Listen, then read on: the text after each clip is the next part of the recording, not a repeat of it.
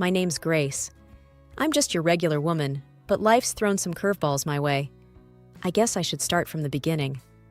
I met Jack in high school. He was the quiet guy in class, always keeping to himself. I was the one who made the first move. "Hey Jack, got a minute?" I remember asking him one day after class. That's how it all started. We were the typical high school sweethearts. Prom night, first kiss under the stars, all that stuff. His folks, Mr. and Mrs. Dawson, they loved me from day one.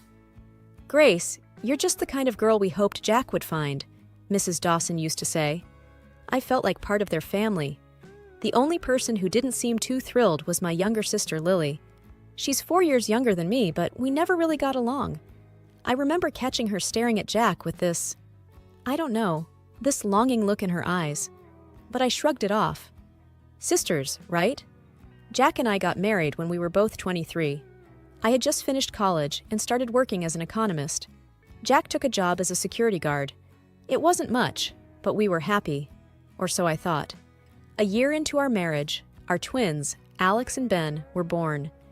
Jack was over the moon at first. "We're a real family now, Grace," he said, holding them at the hospital. But that joy didn't last. He started coming home late, sometimes not at all. "Where have you been?" I'd ask, trying to keep my voice steady. "Out," he'd snap back, avoiding my gaze. It was like living with a stranger. Then came the fight that changed everything. Money was tight, and the twins wouldn't stop crying. "Can't you make them stop?" Jack yelled one night. "I'm doing my best, Jack. They're your kids, too," I fired back. He stormed out of the house that night. The next morning, Jack and all his stuff were gone, vanished. I called him over and over, no answer. In a panic, I called my parents. "Have you heard from Jack?" I asked, voice trembling. There was a pause on the line. "Grace, honey, Lily's gone too," my dad finally said. My heart sank. It couldn't be. But deep down, I knew. Betrayed by my husband and my sister. I leaned on my parents and Jack's folks during that time. They were all I had left. "We're here for you, Grace," Mr. Dawson assured me, his voice heavy with disappointment. I filed for divorce. No sign of Jack or Lily. I was alone, with 2 boys to raise and a broken heart. But I was determined to keep going, for my boys. Life without Jack was like walking through a never-ending storm. Me, with my twin boys, Alex and Ben, just trying to keep our heads above water. I remember one evening, the boys were crying non-stop. I was at my wit's end. That's when Mom called. "Grace, how are you holding up?" she asked, her voice full of concern. "Mom, it's tough. The boys won't sleep, and I'm exhausted," I admitted, feeling the tears coming. "Listen, honey, you're not alone in this. We're here for you, okay? Don't you forget that," Mom said firmly. That was Mom, always the rock in our family. Then there was Jack's dad, Mr. Dawson. He came over one day, just to check in.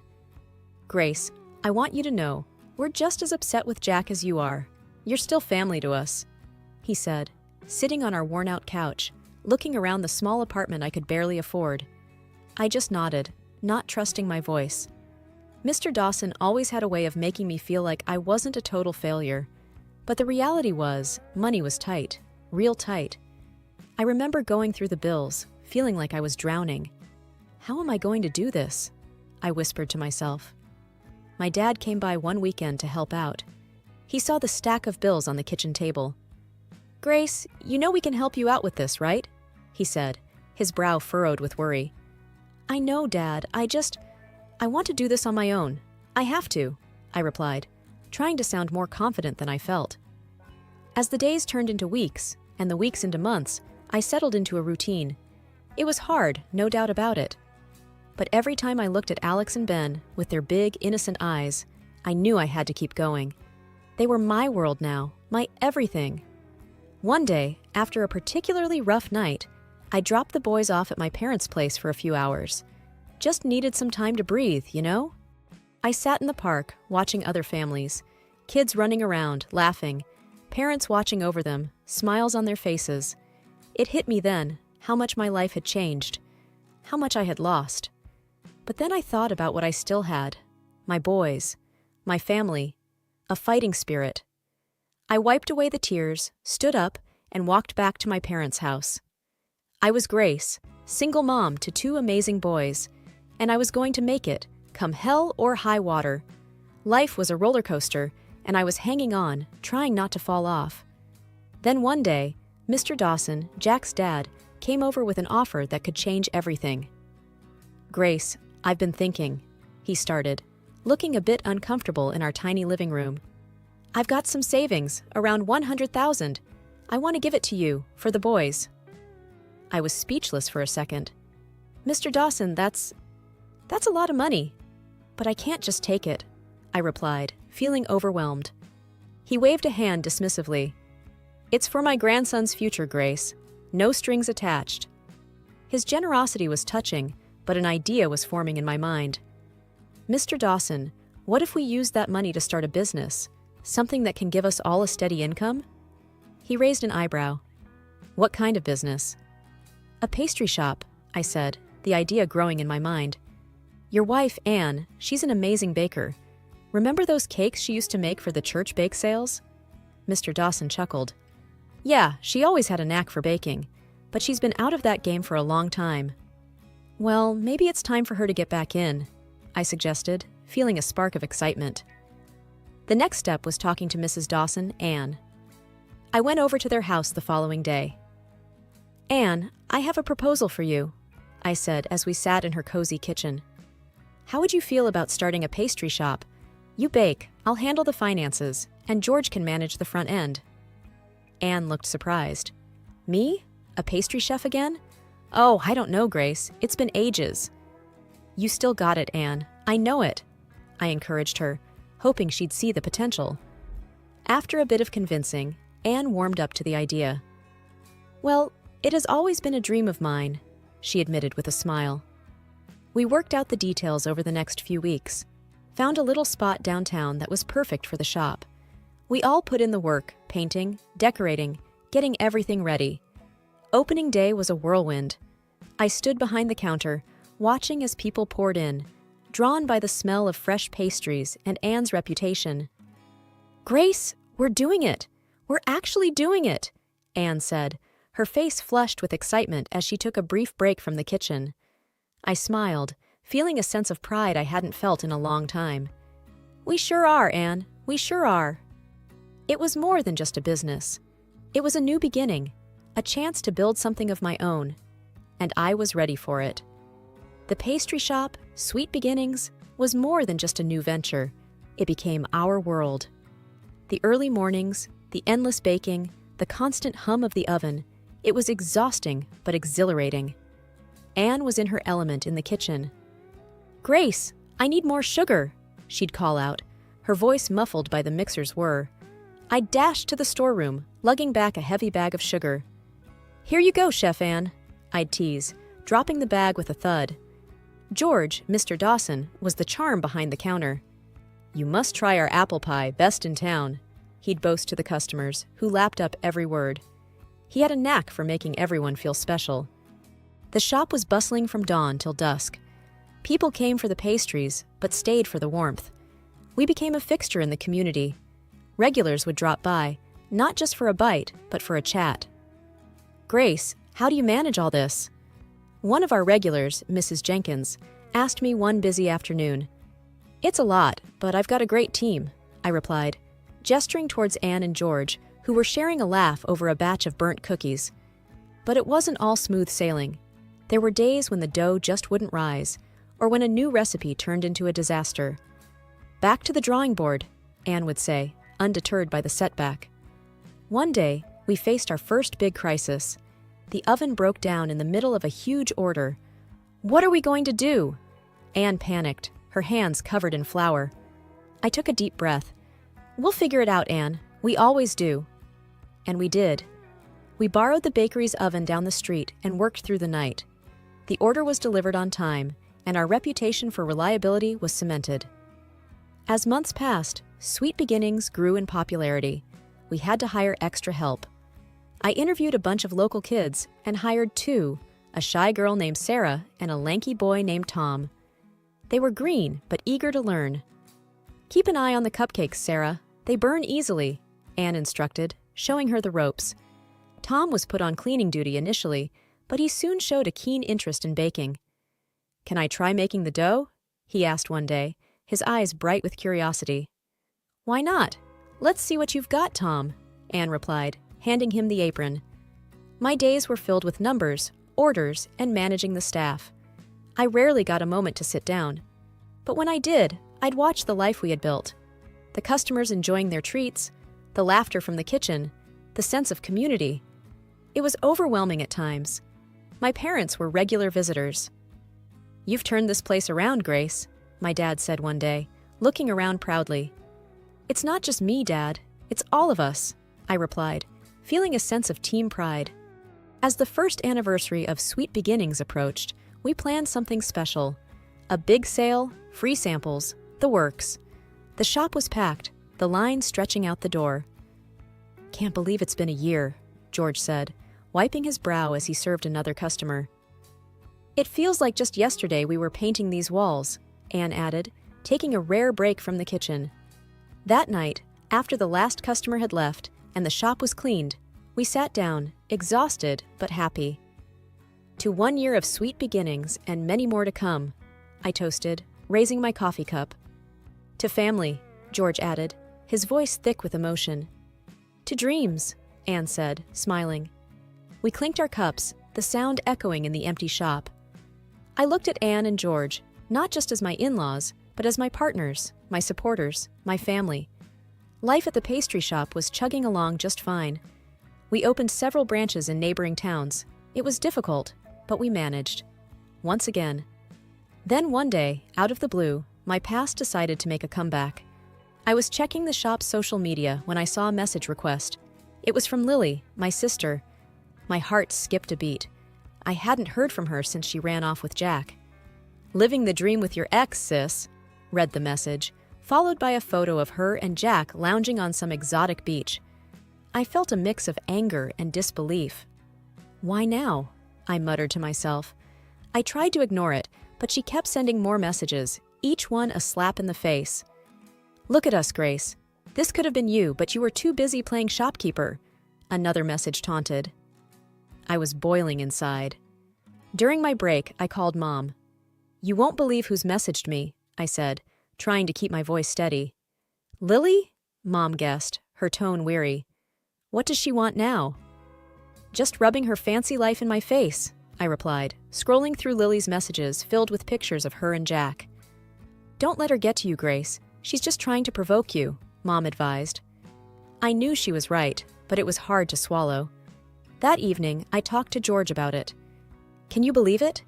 After all these years, she has the nerve to flaunt her life with Jack," I said, frustration evident in my voice. George shook his head. "Some people never change. Just ignore her, Grace."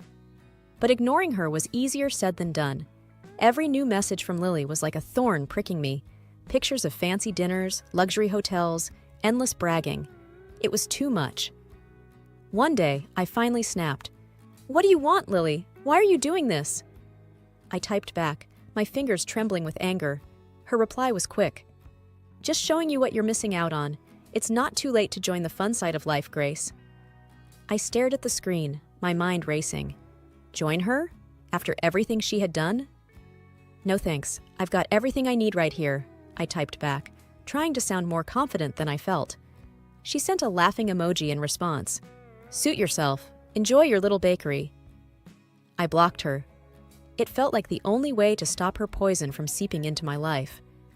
But even after blocking her, her words lingered in my mind. I looked around the shop, at the customers enjoying our pastries, at my team working hard, at the life I had built.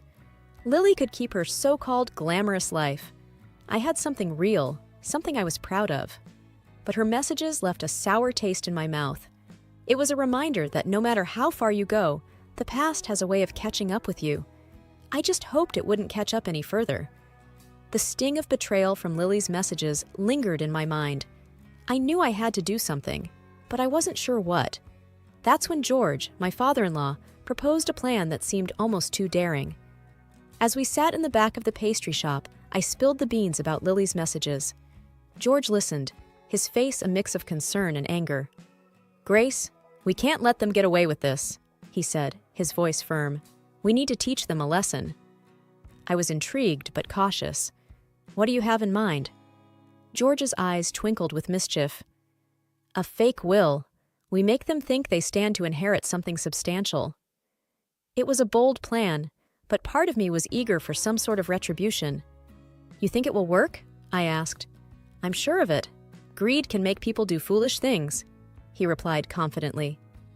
I took a deep breath and sent Lily a carefully worded message. "Heard about George's new will.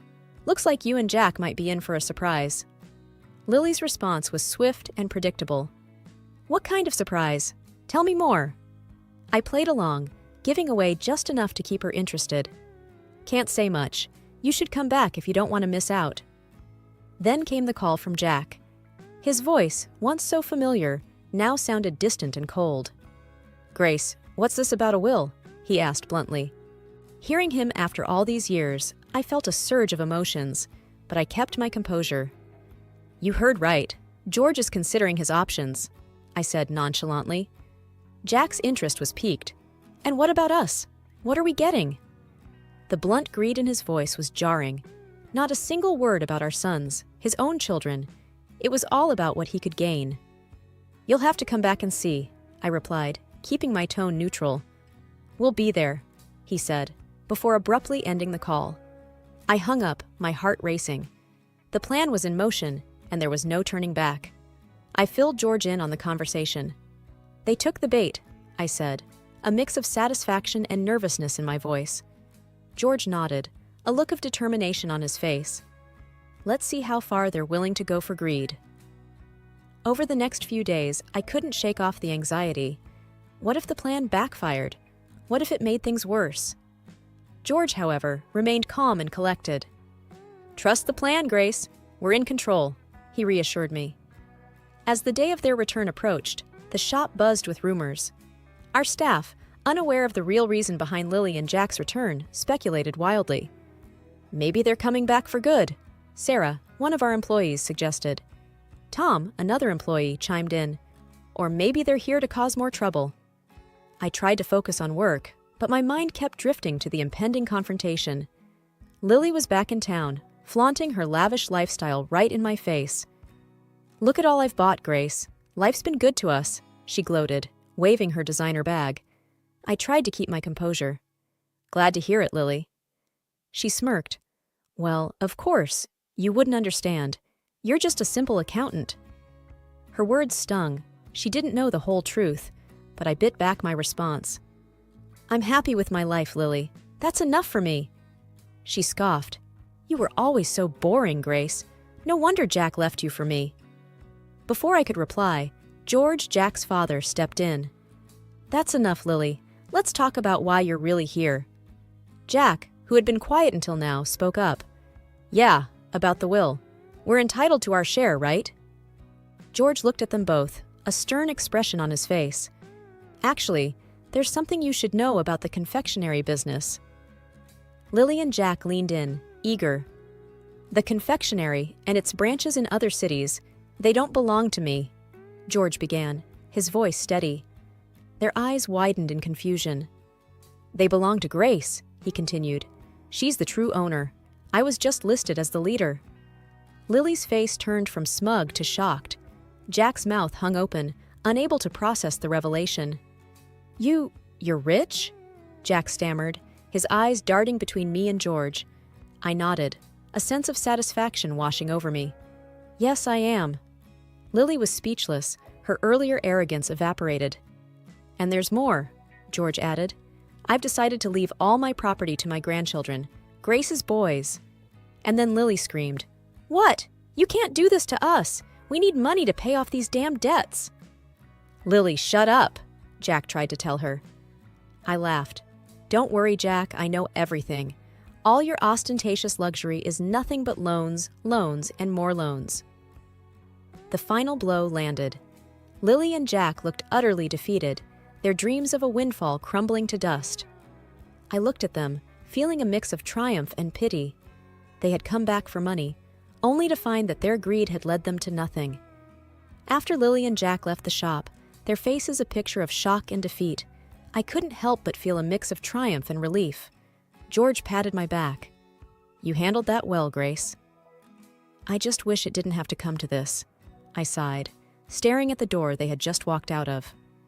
"Well, sometimes life throws you lemons, and you made the best lemonade out of it," George said with a chuckle. Just then, Sarah, one of our employees, came up to us. "Is everything okay, Grace? We heard some commotion." I smiled at her. "Everything's fine, Sarah. Just some old business finally getting settled." She nodded, still looking a bit concerned, but went back to her work. The rest of the day went by in a blur. I was busy with the shop, but my mind kept going back to the encounter with Lily and Jack. It was over, finally. That evening, as I was closing up, my phone buzzed. It was a text from Lily. "You haven't seen the last of us," it read. I stared at the screen, feeling a surge of anger. But then, I took a deep breath and typed back, "Move on, Lily, I have." I blocked her number, feeling a sense of finality.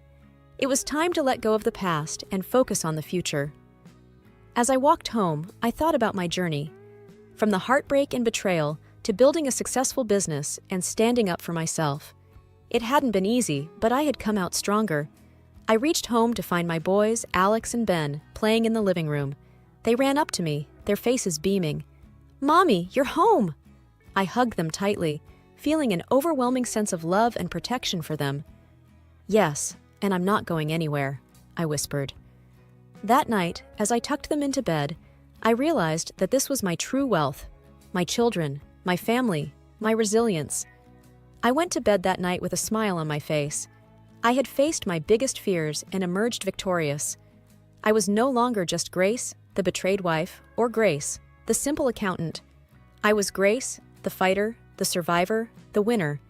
And this was just the beginning.